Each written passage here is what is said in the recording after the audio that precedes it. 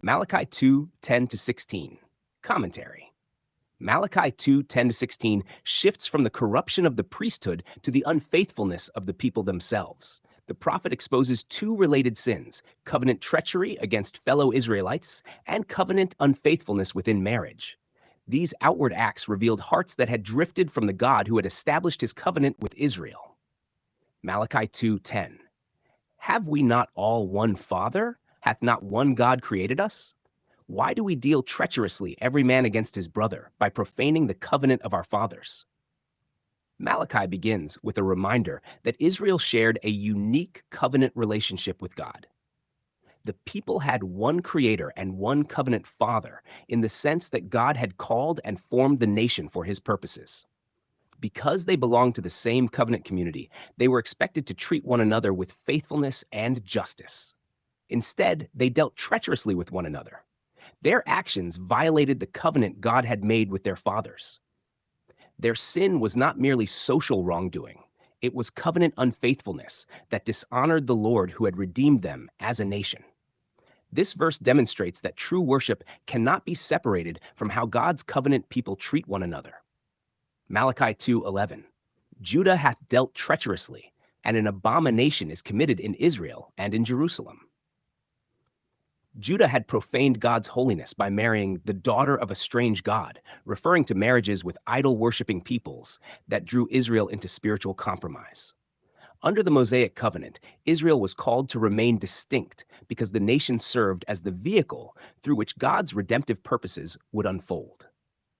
These marriages were not condemned because of ethnicity, but because they united God's covenant people with pagan worship. Throughout Israel's history, idolatry repeatedly entered the nation through such alliances. Malachi calls this behavior an abomination because it corrupted Israel's covenant identity. Malachi 2:12. The Lord will cut off the man that doeth this. The warning reflects the covenant blessings and curses established in the law. Persistent rebellion would bring covenant judgment upon those who knowingly violated God's commands. Being cut off often referred to removal from covenant privileges and, in many cases, physical judgment upon those who defiantly rejected God's covenant requirements. God's justice demonstrated that covenant membership did not excuse deliberate rebellion. Malachi 2:13. And this have ye done again, covering the altar of the Lord with tears. The people continued offering sacrifices while expecting God to receive their worship. Yet their tears could not substitute for genuine obedience. They wondered why God no longer accepted their offerings, but the answer was found in their own covenant unfaithfulness. Religious activity cannot compensate for a heart that disregards God's righteousness. The Lord desired sincerity rather than outward ceremony. Malachi 2:14. Yet ye say, wherefore? Because the Lord hath been witness between thee and the wife of thy youth. God himself had witnessed the marriage covenant. Marriage was never merely a private agreement between two individuals. It was a covenant established before the Lord. Many husbands had abandoned the wives of their youth in pursuit of relationships that benefited them socially or economically. Such behavior revealed profound covenant disloyalty. God identified himself as the witness because he holds people accountable for the promises they make. Malachi 2:15. And did not he make one?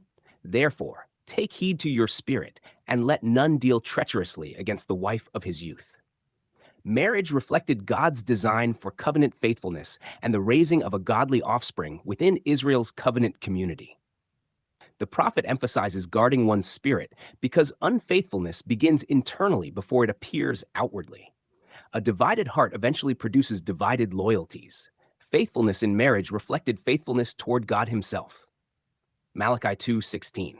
For the Lord, the God of Israel, saith that he hateth putting away. God's hatred is directed toward covenant treachery and the violence caused by faithless divorce. Men were casting aside their wives for selfish reasons while maintaining an appearance of religious devotion. This passage addresses the breaking of covenant vows through hard-heartedness rather than every possible circumstance surrounding divorce. The emphasis falls upon betrayal, injustice, and abandoning covenant responsibilities. God calls his people to guard their hearts because covenant faithfulness reflects his own faithful character. The larger biblical context. Malachi ministered near the close of the Old Testament period, when Israel had returned from exile, but had largely repeated the same patterns of unbelief that had characterized earlier generations. The covenant nation maintained the outward forms of worship while neglecting the inward reality of faithfulness. The issues addressed in this passage belonged specifically to Israel under the Mosaic covenant. Those covenant obligations reached their intended goal in Jesus Christ, who fulfilled the law and established the promised new covenant. Through his finished work, believers stand accepted before God on the basis of his righteousness rather than the regulations of the old covenant. Marriage continues to reflect God's faithfulness and his covenant-keeping nature, while the believer's standing before God rests securely in Christ's completed work. The Old Covenant administration, with its blessings, curses, and national judgments, has fulfilled its purpose. In the New Covenant, God's people are united by faith in Christ, who has accomplished redemption once for all and secured an everlasting inheritance for those who believe.